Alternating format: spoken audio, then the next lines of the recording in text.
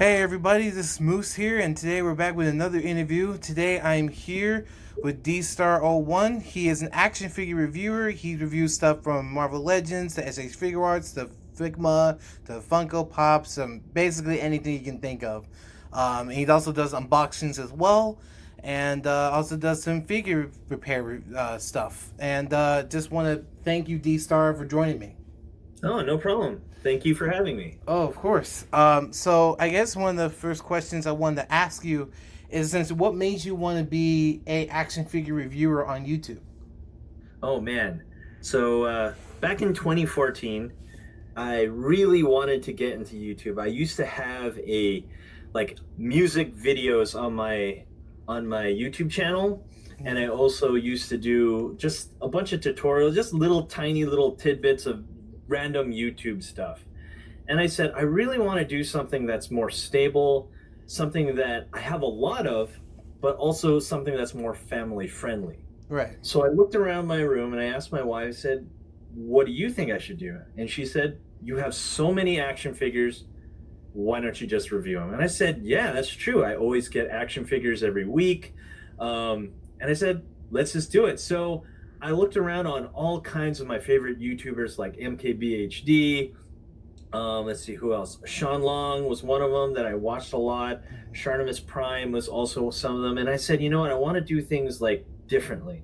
So if you look back in my old videos on my channel, you'll notice that things are so different. Like I tried so many things like angles and stuff like that. Mm-hmm. And I really liked the way those looked, but those took forever. They took so long to edit.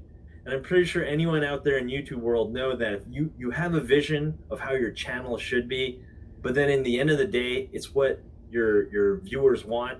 So when I started to do unboxings, those were more relaxed and those really took off. So yeah, that's pretty much how I ended up being on YouTube. Yeah, and I noticed while watching a lot of it, I actually, for a fun fact, when doing a lot of these interviews, I watch a lot of people's videos, like from their older stuff to their newer stuff. So I did notice that a lot of from your older reviews that you were trying all these different types of techniques and different ways of reviewing stuff. And Mm-hmm. yeah, I thought a lot of that stuff that you did back then was pretty interesting and pretty cool, actually. I Yeah, I like. love doing it. It's just, man, the time to make those videos was just way too much, especially when you got figures just stacking up on your queue. It's just so Mhm. hard to do. Oh yeah, especially with the amount of Yeah. figures that you keep collecting and you keep reviewing, and then it's just it Hmm. kind of builds up and builds up and builds up. So yeah, Hmm. I completely understand that. Um, and I guess speaking of reviews, um, I guess this leads into like one of your well, how I found you was the This Is Not series, Ah, and yes, yes. That was found on accident from me. So you want to hear the story on how that started? yep, that was actually one of the Exclusive. questions. This is a Moose exclusive right here. I All haven't told right. anyone outside of my circle of friends on how this all started. So I was doing the toy reviews like over and over, and they were just taking so much of my time. And I really wanted the Revoltech Venom. That was one of the figures I always wanted, but at the time they were just selling out so quickly I couldn't get them. And then the bootleg came out, and I really wanted to review that figure. A couple of people really wanted me to review it. So I said, you know what? Since I can't get it and they want me to review it now, I'm just going to get this bootleg. And so I said, what am I going to call this? You can't necessarily just call it bootleg. I wanted something really interesting. So I asked my wife Janelle and said, what should we call it? And she's like, I don't know. This is clearly not a Venom figure. And I said, it clicked in my head, this is not Revoltech Venom. So I winged it. It was one of my first unboxings that I ever did on the channel, where it's all like casual. There's no angles. It's just lighting, crappy lighting. I had really bad lighting back in the day, and I just did what I did. Put everything on the table. Whatever came to my head, I put on camera, and then from there, it just, oh man, it just really took off. And not to mention, when I started getting better gear, like I got a 4K camera, Mhm. then everything just Oh man, it was insane how many people started to just watch that series alone.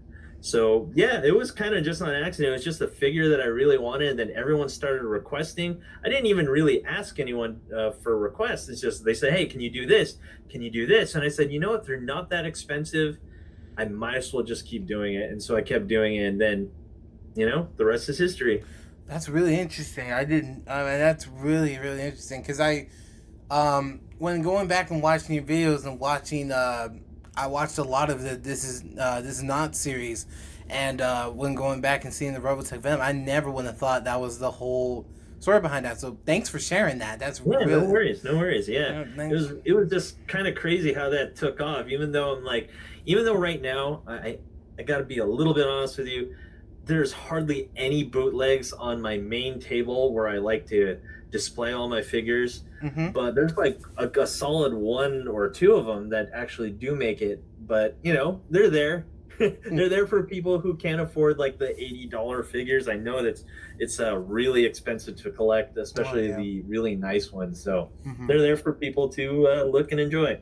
Yeah, and I used to when I was younger, I think when I was about like 8 or 9, I used to beg my mom to get like bootlegs, like Dragon Ball bootleg figures. And I remember I used to have one, and you might have seen this, but it's like these 3 to 4 inch scale figures, and there was like a trunks had like this big, huge, like Super Saiyan hair that was like unrealistically huge. Whoa. Yeah, Uh, and yeah, like I don't remember the name of the line. I know that I this was like an official line, but I can't remember the name of it. I can see it, but it's just been so long. But yeah, I I do read have a question about that. So, is it one of those Dragon Ball figures that didn't have the legs move? um well, the legs did move, but Oh, I okay. think All the right. legs did move, but the pegs were uh they weren't plastic pegs. They were like metal screws. Oh, okay. Yeah, I have no idea what that seems like a Bandai knockoff. I believe Yeah, Irwin they were. Toys back in the day did make some Dragon Ball toys that seemed very cheap Hmm. as well. I think that's kind of what I'm not too sure honestly. So I'm just shooting something in the dark here. So yeah. Yeah, yeah, yeah. I wish I remember. I wish I remembered it because it's so crazy. But like I mentioned that basically anybody who I know who's a Dragon Ball fan and thinking maybe somebody will know what I'm talking about. Man, if I Um, had a picture, mhm. maybe I could tell you. Yeah, like Maybe maybe after if the I interview, find I'll go it, give it a look and I'll see. yeah, You never know, maybe. it might be the next. This is not. Yeah, well, maybe if I find it, I'll send it to you, and maybe you Oh, can. please do, please do. That'll be a really fun review. Yeah. And speaking of when talking about this is not, and you talking about a couple of the bootlegs being a couple on your shelves, what would you say is your like your least favorite bootleg that you purchased, and like your favorite bootleg that you purchased? Oh man, the least favorite keeps getting topped by a few. So currently, my wife and I just did the Reveltech Toy Story Buzz Lightyear and Woody. Mm-hmm. Those were awful. My Oh yeah. goodness, they I just did not like them. Even though they had tight joints, they just look really bad. Especially Buzz Lightyear. That figure was falling apart. Has horrible paint. Ugh. Oh my. That review is not out yet. I'm still editing as we speak on that one. It's just bad. When it comes to the best one though, oh man, hold on. Let me think about that one. Let me think about that one. So in my experience, SH Figure Arts Iron Man figures, they're usually really good. And the one that has been sitting on my desk is the Mark 50 bootleg. And that one was Mm, only like 20 bucks. And yeah. he seems to stand up really well. One of my videos, I take that figure and the real one, and I interchange the parts with the Nano Set 1 and 2, Mm-hmm. and they all work. What really? It's just clean. Paint has a little bit of mishaps here and there, but it's not enough for me to go, oh wow, this is a total trash figure. No, no, by all means, no. I think that's easily one of the best bootlegs that's ever been made. It's almost like their SH Figure Arts, like the QC, looked at it and say, oh, this figure is not very good. It has a little bit of paint issues, so they, sell it on the bootleg market. Mm-hmm. At least that's what I think. So yeah, that's what I think. I think the best one is definitely the SH Figure Arts Iron Man lines. I don't think there's been a bootleg of the Iron Man from SH Figure Arts that's been bad yet, from my experience. Yeah, So and I think one of my favorite videos of yours when rewatching a lot of them is a couple. I think one of the thing is this is not the Marvel Legends Stanley video, oh yeah. and this is not the favorite Michael Jackson. Yes, that one was a funny one. Yeah, I really like that one. I really like that one, and because I'm a Michael Jackson fan, so like Oh, when same here. so like Let me. Oh man, let me tell you something about Mike. I loved Michael Jackson. I still do. I used to do karaoke, and I used to do the whole Billie Jean routine. In fact, before my channel became a action figure channel, one of my top videos was me karaokeing Billie Jean, doing the really moonwalk, doing the kick. Oh yeah, that's it was funny. all there. That's funny. And I had to change it up. I can't have the past videos on that channel anymore. But yeah, that was one of my top videos on my channel before it became a action figure channel. So yeah, huge Michael Jackson fan as well. Yeah, that's. I guess we have something we have in common. Yeah. So, I also wanted to ask you a bit about your figure repair videos. So you do Sure. your figure repair Fridays, and I just wanted to ask you just like what kind of got you into wanting to do figure repairs? Like, was you inspired by somebody, or Oh was there, no. or was it just like, man, I just want to share that I'm able to fix a figure and just show other people how to do it? Like, it was what was the story behind that? The story behind that was, I think when I was a kid, um, I had a Michelangelo Teenage Mutant Ninja Turtles figure, and the nunchucks broke. This is a very common problem back in the 90s. Just the plastic on the weapons were just terrible. So I just drilled a little hole, plugged it in, super glued, boom, it was fixed. That was the beginning of just fixing action figures. So when I started to collect more as an adult, or young adult, I should say, in my early 20s, I had a bunch of Marvel Legends, and a lot of the Toy Biz ones had really loose joints. And I said, how do you fix this? So one old school customizer goes by the name of Jin Saotome. He said, there's a way to fix these. It just takes super glue and water. And I tried that technique, and I did it to every figure that was loose ever since. That was like in 2004. So that's when I started fixing them. I think the hardest thing to fix was always a broken peg. That's one thing I think that's the bane of my action figure repair videos is I can never fix those completely. Mm-hmm. But I can definitely fix a loose joint or an over tightened joint and stuff like that. Also, what really pushed me to just fix toys is just knowing how they work. I always wanted to know how they work just because back in the day also I like to create like custom action figures. So you had to pull apart the heads, the arms, and stuff like that. In order to do so, you have to know how to loosen them up. So I found out like the hot water technique and stuff like that. So I said, you know what? I know all these techniques, and there's a bunch of videos on YouTube, but they're all kind of like out there. You know what I mean? They're not Mm-hmm. all in one video. I said, I want to put it all in one video. I have all these figures that I've wanted to repair. I might as well put them on video. So that's how it all started. I said, I'm just going to repair all my loose toys or broken toys right now. And I did. Yeah. So that's the history behind that. All right. Well, I think it's really cool that you're able to fix it. I personally can't. I've been sometimes I'll watch tutorials, or there's like a friend of mine who I've actually reviewed before. His name is Billy Mahoney, Mm-hmm. and he's well known for being in the action figure community well known for fixing action figures. And Mm. if you ever like, and I guess it's the plug for him, but if Sure. I you, always love to learn new techniques. yeah, so like Always love to learn new techniques, especially when it comes to peg repair. oh yeah, So, he's good. Like he's I had this Sinister Six Spider-Man, Toy Biz Spider-Man, uh-huh. and the peg on mine broke, and I just sent it to him. He gave me a fee, and it was about like 15 bucks or so, and he fixed it, and it's like brand new, man. It's like Oh it's wow, yeah. that's really cool. So he does it like as a living, or like for like a side job, Wow. and Wow, that's really cool. yeah. Yeah. So That yeah. I don't think I have the abilities to do that because every repair that I did for a subscriber, I did it for free just because I knew for a fact that I couldn't get it to perfection. Mm-hmm. So yeah. Just I guess as a little hint then, since we're talking about toy repair, I am trying my best to get some 3D printing going on to get pegs out there with the D-Star name, but I don't know for sure. I'm working on it. Just a little hint, just a little teaser there. It could happen, but not 100%.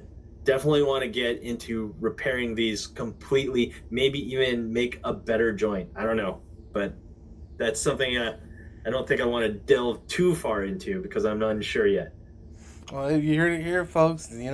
So just never know. And I guess I also wanted to ask you about your one of your figure fix Friday videos is Sure.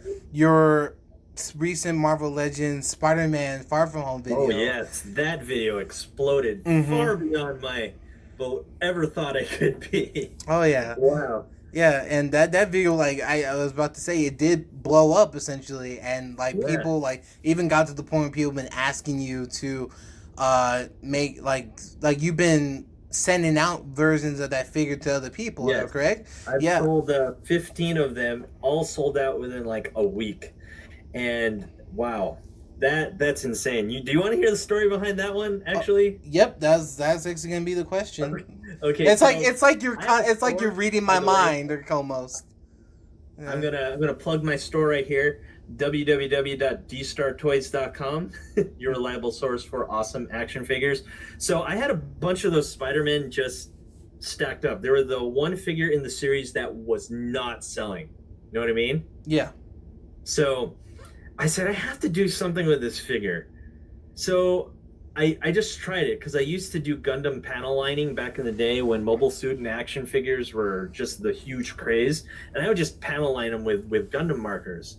So I went to Anime Expo thinking, what am I going to do to panel line it?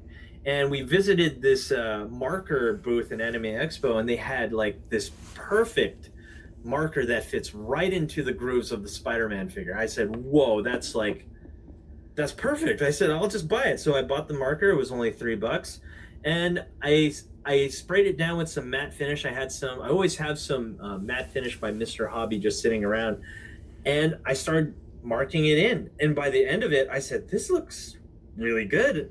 And so I went on my community on YouTube, and I asked them, would you guys like to see how I made this?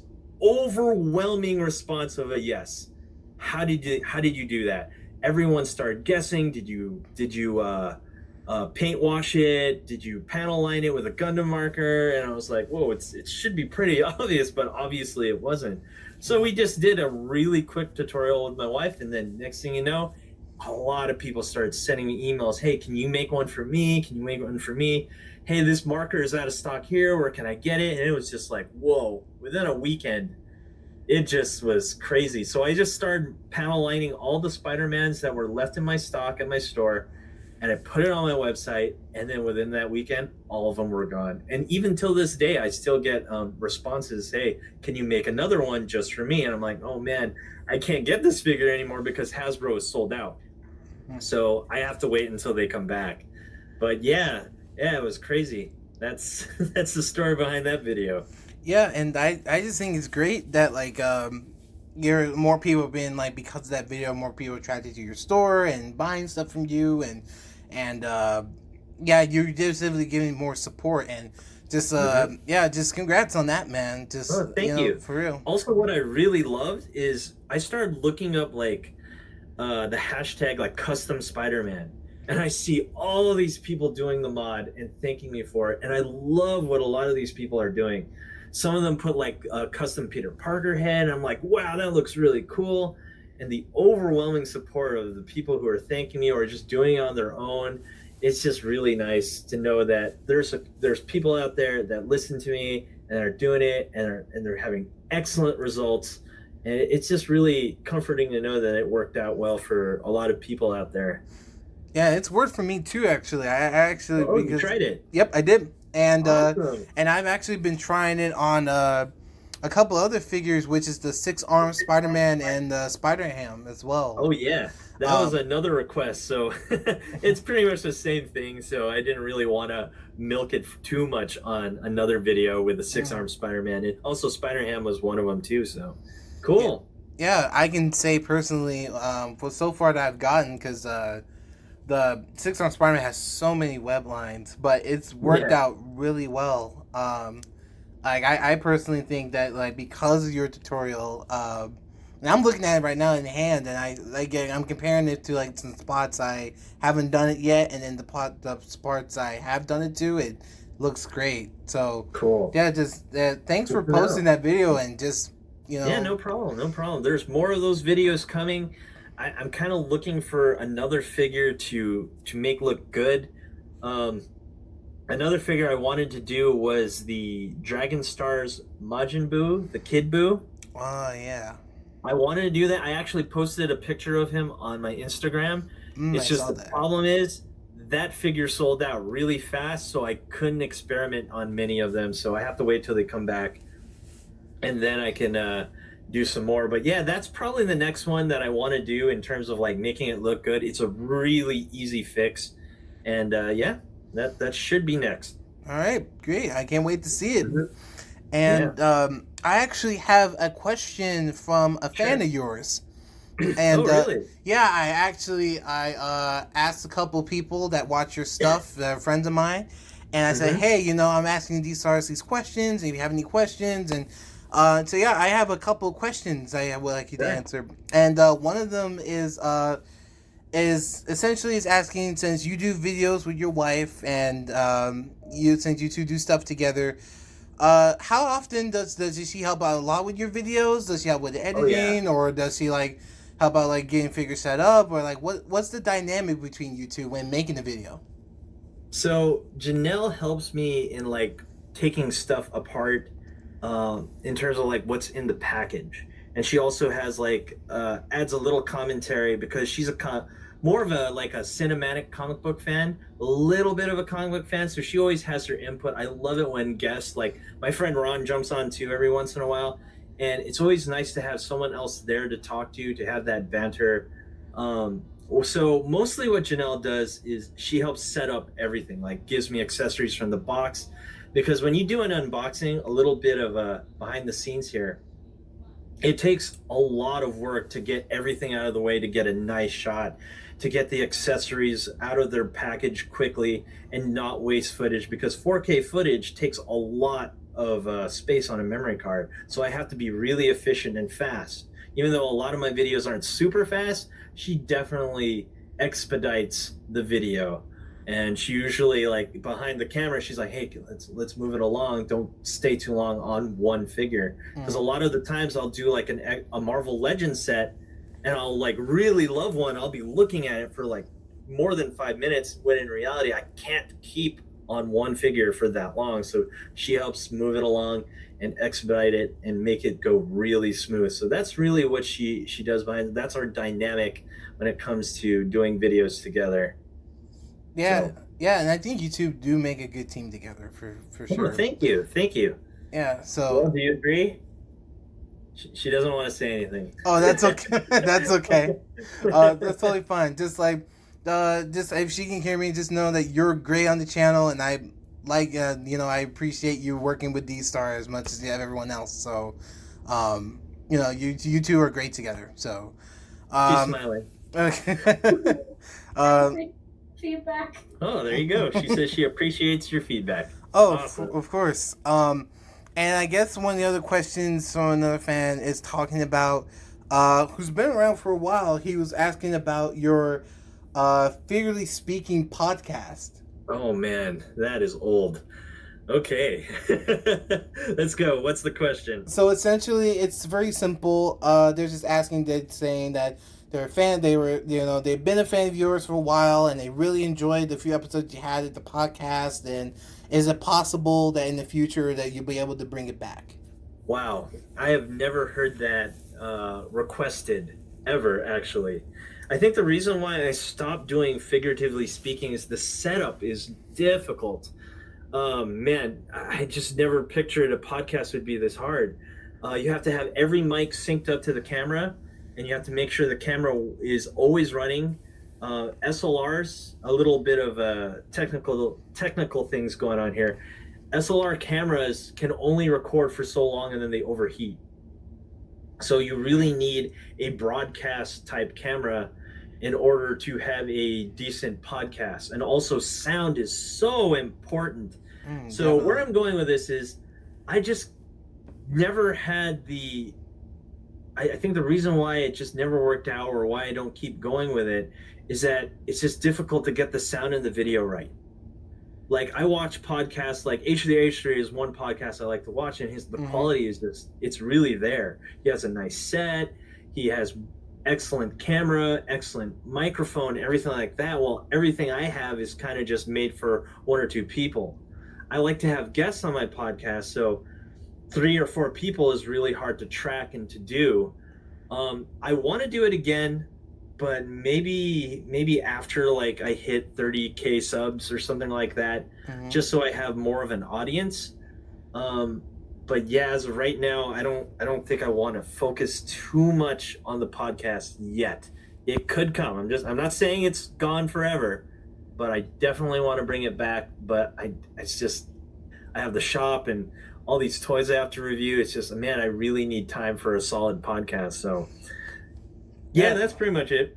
Yeah, that's fair. I understand, considering I've tackled podcasts before, and it like most of the time it's not a lot of it's in person. It's like I feel like I've done podcasts with like how we're doing, like how we're talking now. Like it's over, like a lot of people live in different states and different countries that I do this stuff with. So like, it's all about, with the connection and making sure sound is right and nobody's echoing each other. And, so I get doing a podcast can be difficult. But I watched a couple episodes and you guys did a great podcast. You guys did a good job. Thanks. I really enjoyed it. And I guess going on to my next question is somebody asks is essentially has to be your favorite line that you reviewed from figures, and also just what has to be one of your favorite figures like that you've reviewed, or one of your favorite figures that you have. No surprise here. Favorite line, SH Figure Arts. Easily. I will always keep an SH Figure Arts. Since I've owned the store, I have so many toys. It's like, it's a dream come true, but it's also a little bit of a curse because I have to go and review all these toys. And it's like, man, I have too many. I'm starting to run out of space, to be honest with you, on what I can display and whatnot. So the one series that always gets me is SH Figure Arts, because they always have my favorite animes and movies, because they do more MCU stuff now too. So yeah, SH Figure Arts all the way. I love what they're doing.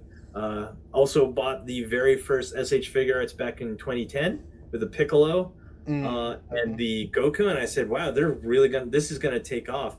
And funny, a little story about that, like looking at today at SDCC exclusives, it's so hard to get into that line. It's so long.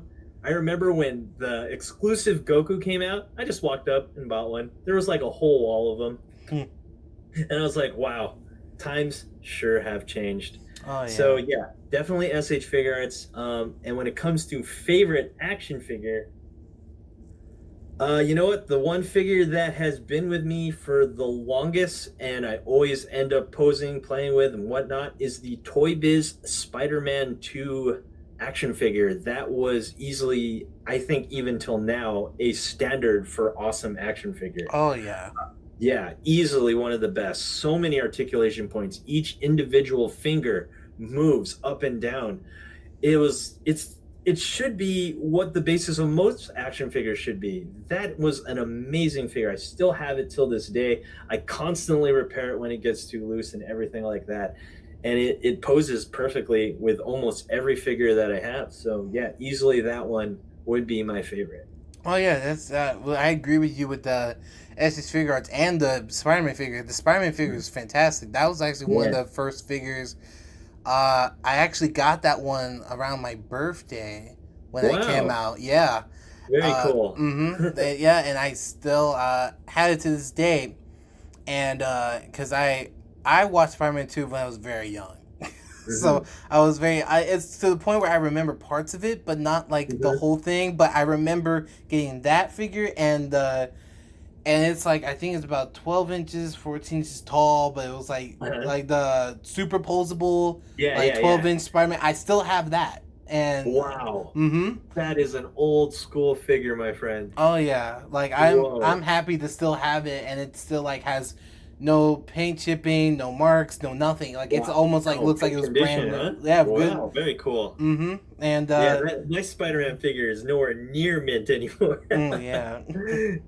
And then with the SH figure arts, I collect some SH figure arts as well, with mostly with the Dragon Ball Z line, and Hmm. uh, and I remember getting the first one I got was the SH figure arts Teen Gohan, Ooh, and that's a good figure. oh yeah, because That is a good Gohan, figure. I still have mine too. That's a great one. oh yeah, because Gohan is my one of my favorite characters from the show, Oh, and from the what are the manga. odds? So same here. Really, that's Yeah, crazy. Gohan was one of my favorites. Oh, Mm, like even though they downplayed him a lot in Dragon Ball Super, mm-hmm. I just felt like they really built up Gohan in Z. Oh I yeah. really loved him in Z. Oh yeah, I think Gohan was at. I think he was at his best when he was in Z. Yeah, I easily. yeah, from the Saiyan saga, Frieza saga, even like a bit of the Buu saga, I loved every moment when Gohan was on screen. Hmm. And Yeah, I love Gohan. He's one of my favorite characters. oh yeah, yeah. So I think that's actually a really good answer. And I also wanted to ask about um you collect a big variety of figures, like I said, from SH Figure Arts to Marvel Legends and Mayfex, Hmm. and you just like been. And also, what I like about your channel is that you constantly, you have a you have a big upload schedule. You're consistent, Oh yes. and that's something that's very admirable and I admire that because I wish I had an upload schedule. Thank you. But It was tough. Oh man, it's tough. Let me tell you. There were when I first started the channel, I did 6 videos and I was done. I had this huge break. I was like, I can't. This is so hard. Like I didn't have the drive to do it, and the YouTube grind is really, really there. You really have to grind to get that, to get the subs, to get the views. It's almost like YouTube prefers uh, quantity over quality. I right. hate to say that because I do love YouTube, despite what a lot of people are like complaining about YouTube. I love what YouTube has given me.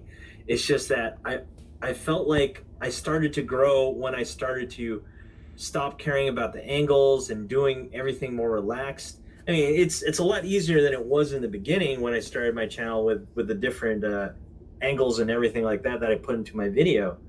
But it's still, I have to maintain that upload, and it's such a grind. My goodness, especially when I have figures that are coming in every week that I have to review. Mhm. Yeah. So I'm pretty sure you know how that the feel, right? Yeah, a little bit. Because my the stuff that I do is very time consuming. I do stop motion animation. Oh man, I can only imagine. Oh yeah, so Oh like man. yeah, you constantly I have uh I you have to have a lot of patience and time and when it comes to making a video, and I'm working on the video that's gonna be about 2 minutes long, but it's been taking me days to do.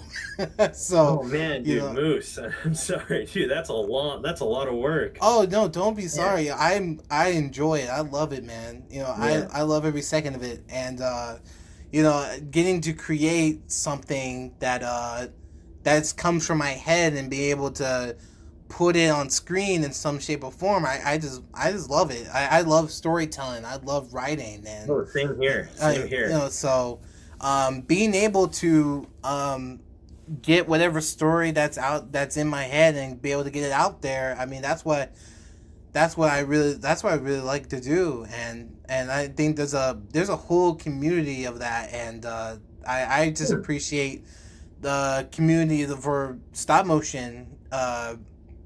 I just really appreciate them for accepting me and accepting the stories that I've been making Well, and all that. So Yeah, stop motion animation can be difficult for sure, Yeah, especially if you're I doing a can only long, imagine. especially if you're doing a long project. Like the longest project, it was a video for about it was about 15 20 minutes, and it took me about almost a year.